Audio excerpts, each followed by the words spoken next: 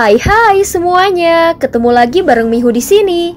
Oh ya, kali ini Mihu akan membawakan alur cerita Donghua yang berjudul Battle Through the Heaven. Mihu mengingatkan sekali lagi ya bahwa konten ini full spoiler. Tanpa lama-lama lagi, yuk langsung aja kita masuk ke isi ceritanya.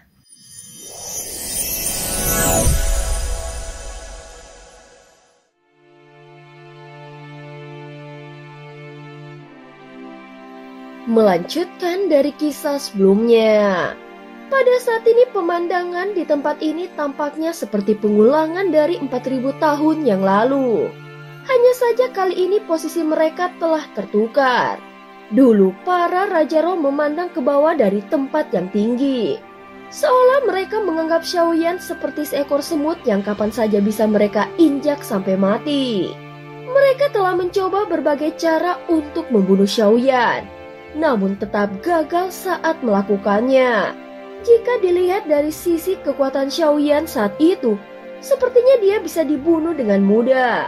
Tetapi seolah lapisan demi lapisan perlindungan surga selalu muncul untuk melindunginya, sehingga semua upaya para Raja Roh sia-sia.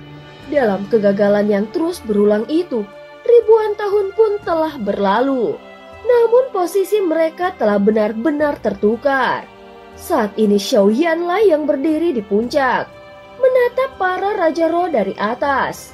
Dan setiap serangannya bahkan mengandung tekanan kekuatan absolut bagi mereka.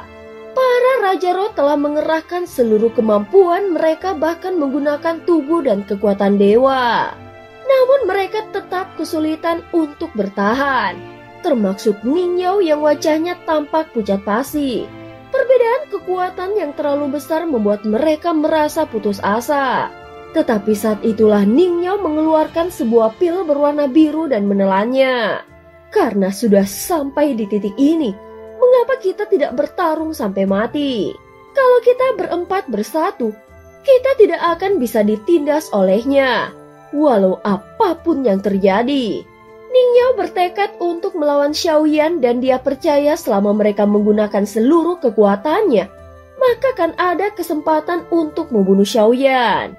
Dengan tatapan yang suram, Tianxun memutar telapak tangannya dan mengeluarkan pil biru yang sama lalu menelannya.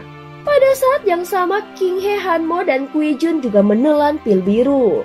Dalam sekejap kekuatan mereka meningkat drastis, dan aura mereka bahkan mencapai tingkat ketiga dari keabadian para dewa. Saat berikutnya Ningyao menjadi yang pertama menyerang. Energi melonjak dari dalam tubuhnya dan membuatnya merasa seolah memiliki kekuatan untuk menandingi Xiaoyan. Sambil tertawa garang, suara siulan terdengar dari sampingnya lalu berubah menjadi beberapa ular piton berbisa berbagai warna dengan bisa yang mematikan. Xiaoyan, bersiaplah untuk mati. Ningyao berteriak dengan keras. Namun saat Ningyao bergerak, Xiaoyan hanya melangkah maju dengan tenang. Pada saat yang sama, guntur menyelimuti tubuhnya dan dalam sekejap dia sudah muncul tepat di depan Ningyao. Tinju Ningyao yang tampaknya dahsyat seketika disambut oleh tinju Xiaoyan dengan gerakan yang tidak mencolok dan tampak seolah hanya sebuah pukulan sederhana.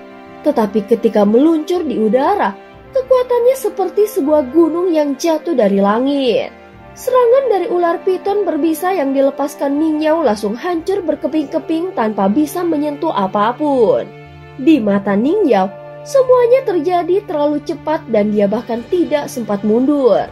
Dalam sekejap dia seperti sebatang lilin yang diterpa angin topan, seolah tubuh dan kekuatannya sama sekali tidak sebanding. Tepat saat tinju Xiaoyan hendak menghantam Ningyao, sosok Tianxun tiba-tiba muncul di antara mereka, sehingga membuat pemandangan yang penuh tekanan menyelimuti medan pertempuran. Saat ini Ningyao dan Tianxun menyerang Xiaoyan secara bersamaan. Tinju mereka saling bertabrakan sehingga menciptakan ledakan energi yang dahsyat.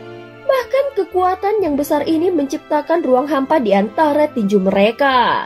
Walaupun tinju mereka tidak saling bersentuhan, namun kekuatan yang mereka hasilkan terlalu luar biasa untuk ditangani orang biasa. Saat serangan dari kedua Raja Roh ini mendekat, Xiaoyan hanya mengangkat tangannya dan kekuatan serangan dari mereka berdua langsung hancur. Hal ini menyebabkan tubuh Tianxun dan Ningyao terpental jauh ke belakang. Sementara itu Hanmo dan Kuijun mencoba memanfaatkan momen itu untuk mengepung Xiaoyan. Namun saat tatapan Xiaoyan jatuh ke arah Kuijun, tubuhnya tiba-tiba terhenti. Meskipun Kuijun telah menghapus hampir seluruh jejak jiwa Xiaoyan, namun faktanya masih ada sedikit yang tertinggal. Dalam sekejap Xiaoyan melangkah maju dan langsung menghantam tubuh Kuijun, sehingga tubuhnya terlempar bagaikan bola dan menghantam tembok. Saat berikutnya terdengar suara retakan tulang yang memekakan telinga dan dia langsung memuntahkan seteguk darah. Hanmo mencoba memanfaatkan kekacauan ini untuk menyelinap dan menyerang secara diam-diam. Dia segera mengangkat tangannya dan menggenggam erat lalu mengeluarkan teknik rahasianya, Cengkraman Iblis. Sebuah tangan besar yang dikelilingi aura hitam muncul di bawah Xiaoyan, mencoba mencengkram dan menghancurkannya. Tiba-tiba dia mencengkram dengan kelima jarinya dan dengan suara dentuman keras, cengkraman iblis Hanmo yang begitu kuat seolah-olah ingin menghancurkan Xiaoyan. Hanmo mengira serangannya telah berhasil sehingga seringai muncul di wajahnya. Dia berpikir setidaknya serangan ini bisa melukai Xiaoyan. Namun tiba-tiba suara ledakan menggema dan sebelum dia sempat bisa bereaksi, sebuah bayangan muncul di hadapannya. Bersamaan dengan tendangan dahsyat yang mengarah langsung ke tubuhnya, Hanmo buru-buru mengangkat tangannya untuk menghalangi. Namun dia terlalu melebih-lebihkan kekuatan dari baju besi dewa. Dalam satu tendangan, armor yang menutupi lengannya langsung hancur. Saat Xiaoyan muncul, terlihat 9 bintang yang bersinar terang di alisnya. Setelah Xiaoyan menyatu dengan avatar Yuan Shen-nya, kekuatan Xiaoyan telah mencapai puncak rana leluhur. Jadi dia tidak memerlukan teknik mewah.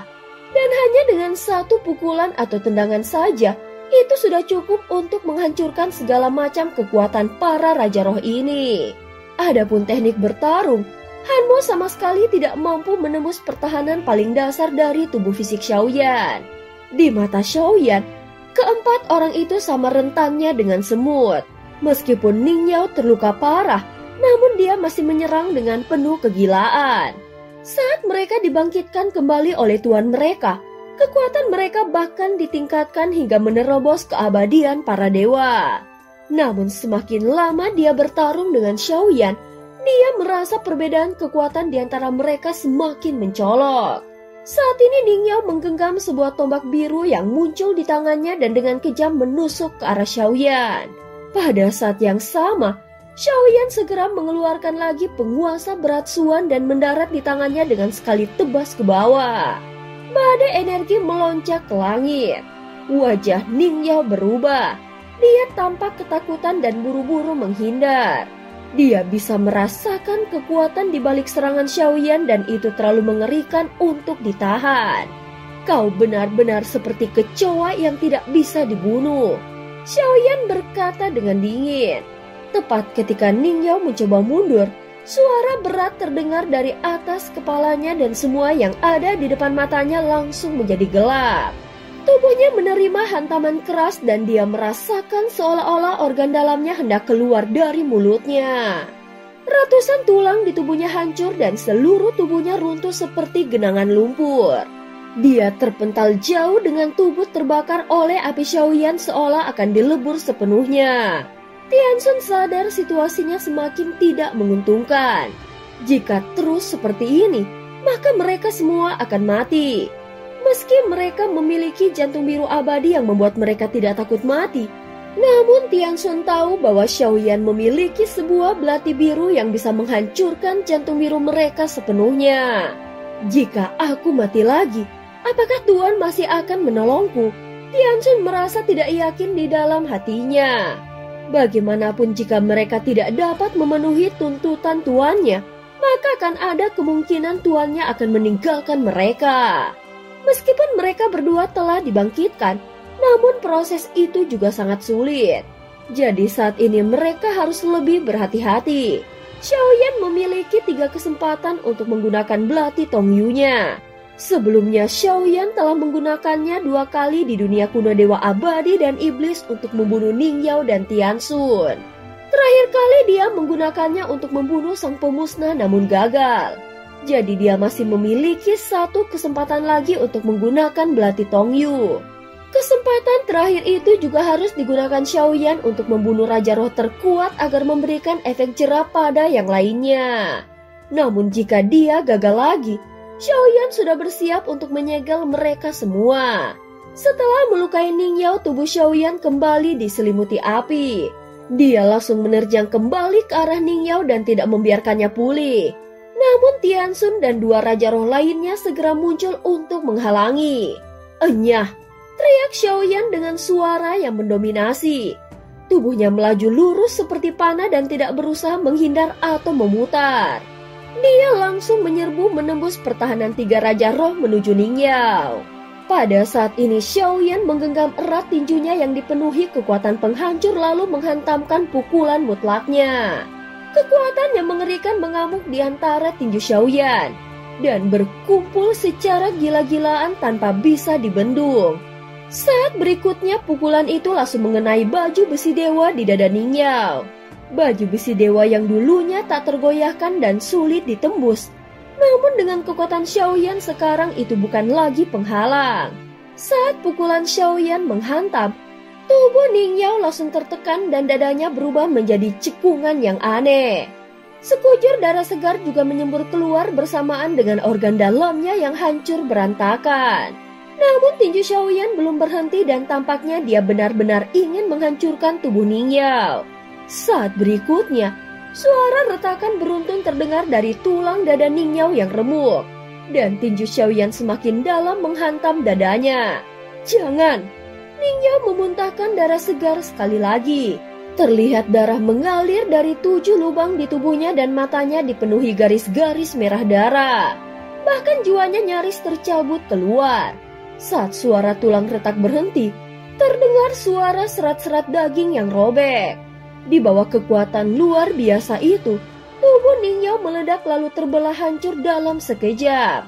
Di tengah kehancuran itu, sebuah jantung berwarna biru tiba-tiba meluncur keluar dari dadanya dengan ledakan yang dahsyat. Xiaoyan langsung menyambarnya dan menggenggam jantung biru yang berdenyut hebat itu di telapak tangannya. Setelah berpikir sejenak, tiba-tiba sebuah ide gila muncul di dalam pikirannya. Saat berikutnya muncul avatar jangkrik emas yang bersinar terang. Xiaoyan segera melemparkan jantung biru itu ke avatarnya yang langsung membuka mulut dan menyerap kekuatan di dalamnya lalu menelannya bulat-bulat. Begitu tertelan, tubuh avatar jangkrik emas langsung bergetar dengan hebat. Seolah jantung biru itu mencoba memberontak keluar. Namun di bawah tekanan kuat dari Xiaoyan, jantung biru itu akhirnya benar-benar ditaklukkan dan terkurung di dalam tubuh avatar jangkrik emas. Sisa-sisa tubuh Ning Yao yang tidak lagi memiliki jantung langsung ditelan seluruhnya oleh avatar jangkrik emas. Setelah melakukan semua ini, kekuatannya mulai meningkat lagi. Saat melihat adegan ini, seketika mata Xiaoyan memancarkan cahaya hitam. Jika dia bisa menelan ke-6 jantung para Raja Roh, maka avatar jangkrik emasnya mungkin bisa menembus ke tingkat ke-6 keabadian para dewa. Tianxun dan para Raja Roh yang menyaksikan semua ini pun menggigil ngeri. Akhirnya mereka menyadari bahwa Xiaoyan memang memiliki kemampuan untuk membunuh mereka semua. Tentu saja hal ini menyebabkan situasi pertempuran langsung berubah drastis. Tianxun segera melirik ke arah Yibuyun dan Mozun yang sedang menghancurkan formasi. Namun formasi di ruang itu tetap tidak tergoyahkan. Setelah hening sesaat, Xiaoyan langsung bergerak dengan kecepatan penuh. Bisa dianggap ini bukan lagi pertempuran biasa, melainkan pembantaian sepihak. Secara teknis, Ning Yao telah mati di medan pertempuran. Jadi saat ini hanya tersisa 5 Raja Roh. Sekalipun mereka bekerja sama, sepertinya mereka tetap tidak akan sanggup melawan kekuatan Xiaoyan. Dikarenakan tidak mampu menghancurkan formasi di ruang ini, maka satu-satunya hal yang bisa kita lakukan adalah bergabung dan berusaha menunda waktu sambil berharap Fuxing datang secepatnya. Tianxun segera membuat keputusan dan memberi instruksi pada keempat Raja Roh lainnya. Saat ini ekspresi wajah mereka terlihat suram. Meskipun mereka bukan orang yang takut mati, namun setelah menyaksikan pembunuhan Ning Yao secara langsung, ada perasaan takut yang belum pernah mereka rasakan sebelumnya.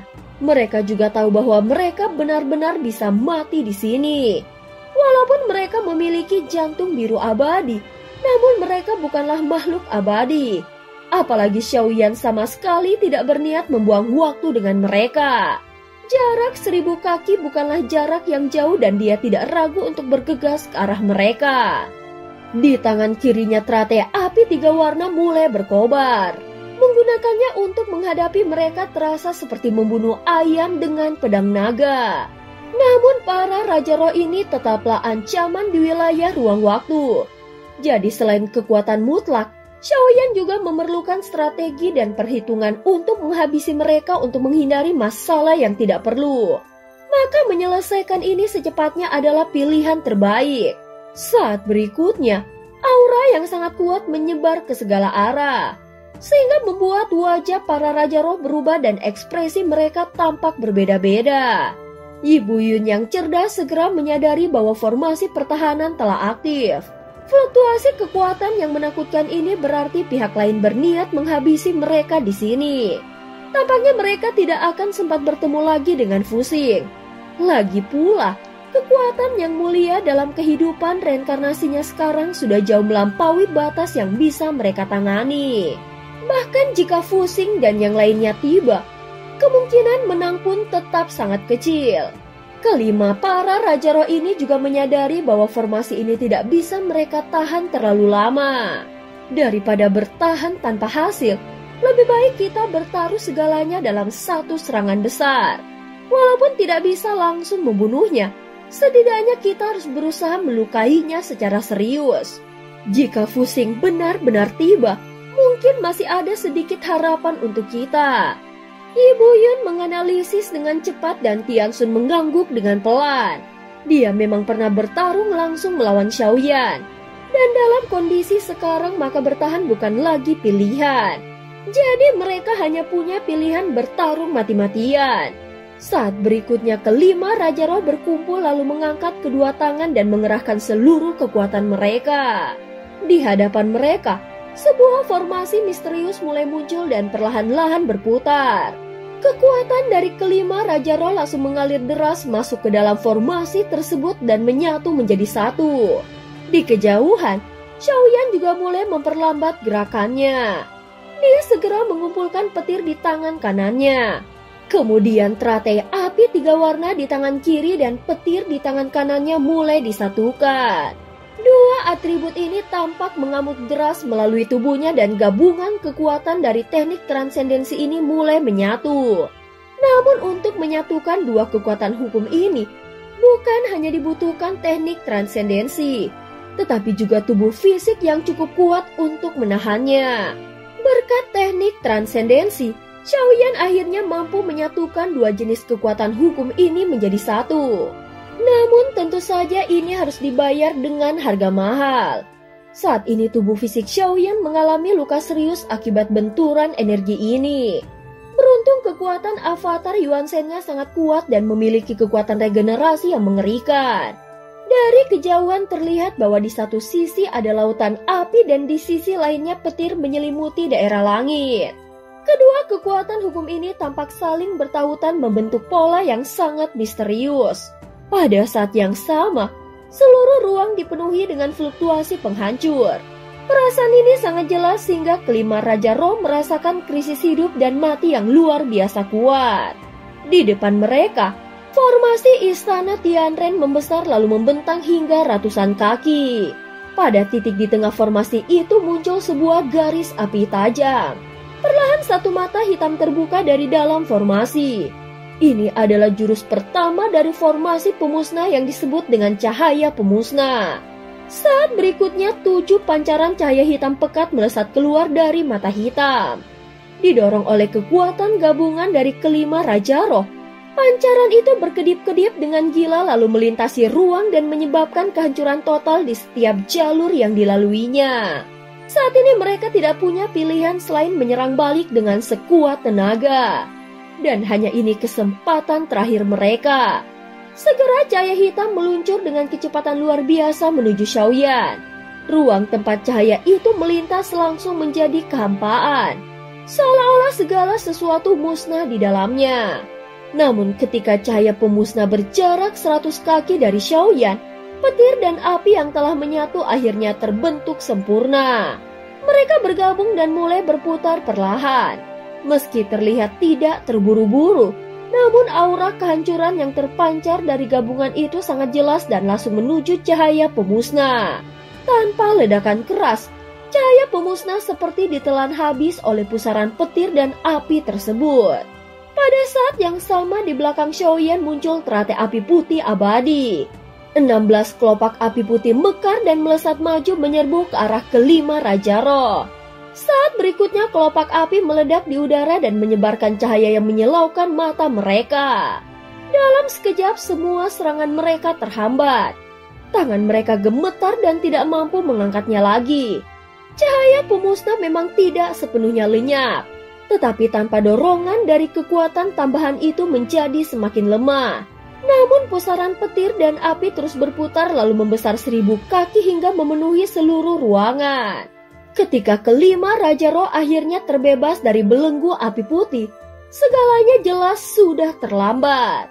Dan cerita pun berakhir. Terima kasih udah dengerin Mihu dari awal sampai akhir ya. Sampai jumpa.